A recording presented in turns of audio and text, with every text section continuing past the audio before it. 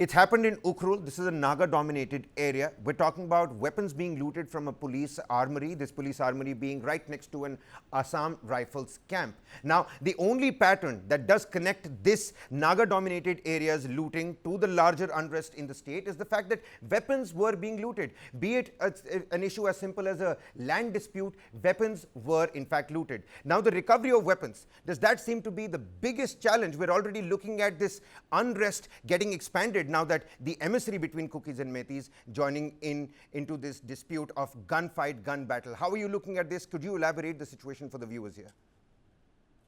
Mr. Kabir, I think this issue is not linked with the Cookie-Mati clashes. This is a cruel thing. It's not. It's not. A cruel, as you said yourself, is a totally in Naga-dominated area. Beautiful place. When I was first posted there in 1980, I had gone at that time also.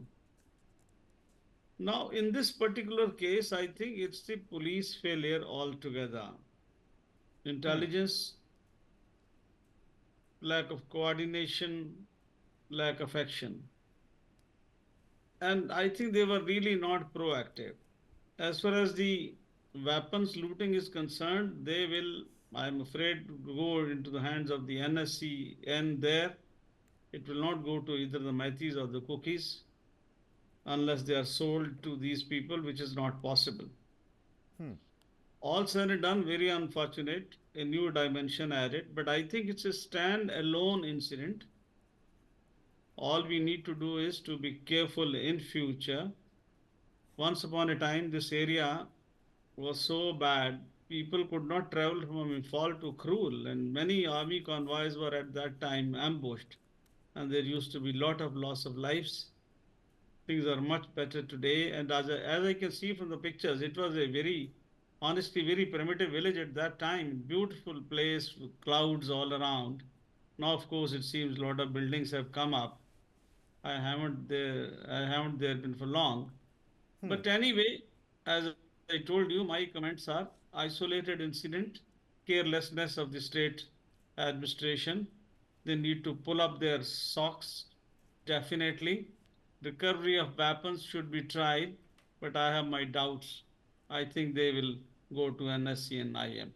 Thank you. All right, all right, all right. First comments there by BL Vora. Suhas Chakman, Director, Rights and Risks Analysis Group. I would like to bring you in. Well, Mr. Vora here talking about a new dimension that has been added to this unrest that we're seeing in the state for the past, more than a year. This is a standalone incident, but could you see this playing some sort of impact into the larger unrest that we're seeing? Also, throw some light on Ukhrul, the Naga community, its demographic share in the population of Manipur as well, Suhas. No, I think it has become the template in Manipur to loot the armories, from the police throughout the state. And I think police are so much demoralized that they are not in a position to exercise their sovereign powers.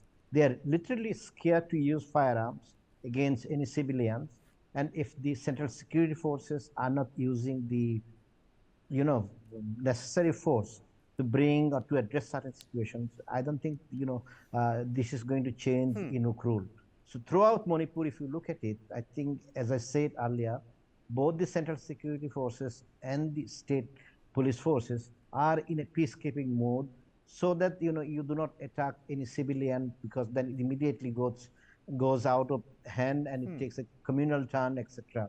So that's one factor, when you have lost about 5,000 arms and about 500,000 ammunition earlier, it's very natural, from that period of time, if no action has been taken, the police also believe that, nothing will happen to them. See, the key point here is, if so many arms and ammunition have been lost in the past between the Cookies and the Métis conflict, there was no accountability. So the police officers who are there at this point of time, why would they risk their life? I think we have reached the situation where nobody believes in law enforcement. Jahan tak ho sakta hai, you try to maintain peace. But if you try to cross that line, maybe there will be attacks from the community, and you do not know, because I think one instruction is very clear for the Manipur police, that is, the Nagas should not be in any way disturbed, because if there's a conflict between the Nagas and the Métis, it becomes a new problem. So the non-participation of the Nagas in the conflict has been quite positive for the state government. But at the same point of time, the state government is acutely aware that if the Métis were to be given scheduled tribe status, Nagas would possibly join the Cookies and most probably will join the Cookies. So in this political atmosphere, I think the police are finding themselves in a very difficult situation, whether to use force or not force, even when the arms are being taken away.